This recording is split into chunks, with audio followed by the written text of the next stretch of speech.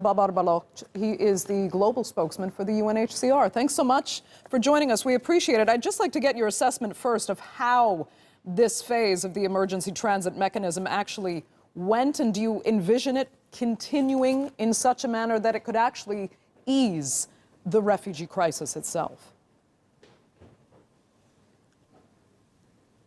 The emergency transit mechanism with Rwanda is going to be a life-saving exercise for many refugees who have been stuck in Libya in very difficult situations. We have thousands who are in detention. UNHCR has been working to get those refugees out, but once we have them out, it's still not safe for these desperate refugees to stay in Libya. So we have signed an agreement with the African Union and Rwanda, where the agreement is that we will be flying out as we can refugees to safety to Rwanda.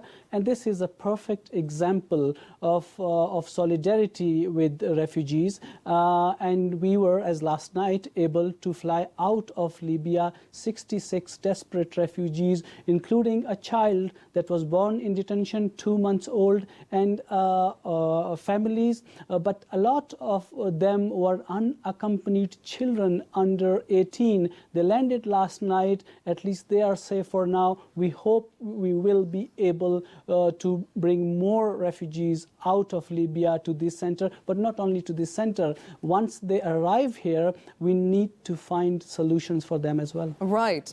It is shocking, though, to actually see that, the world's wealthiest countries have been able to deny entrance and access to these refugees, while now we have a poor and developing country in Africa accepting them. Is that fair? Rwanda is the second country in Africa. Let's not forget Niger was the first one, where we have been flying refugees out of Libya since 2017. Rwanda has stepped forward as a gesture of solidarity with the refugees and human beings who are suffering inside Libya. For sure, we need more countries to step forward, because saving human lives is a moral duty. I mean, how can we let people die in Libya in these horrible situations? We as UNHCR have been working on the ground to bring thousands out of detention. The fact is that there are still around 5,000 refugees who are in detention. We have a gathering facility. Once we are able to rescue refugees, we can keep them, but we need to move faster. So we hope for Rwanda, we will be able to arrange another flight as soon as possible in the coming days or weeks to get more refugees out of the harm's way in Libya. Right. I mean, you say you need to move faster, and this is technically an emergency mechanism, as it is called. When can you expect it to actually wind down and be phased out? The best to happen is for all those horrible detention centers in Libya to be closed.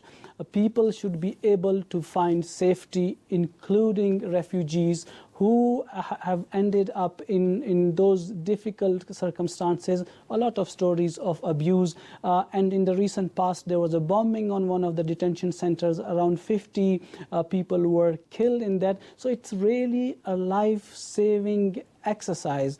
And we have been working with the local authorities on the ground. Let's not forget, Libya is not easy to work in, so it takes a lot of efforts to liaise with authorities on the ground, and also try to fly out these refugees. We did last night through a chartered plane, and then working with the Rwandan authorities on the ground, where they were very warmly welcome.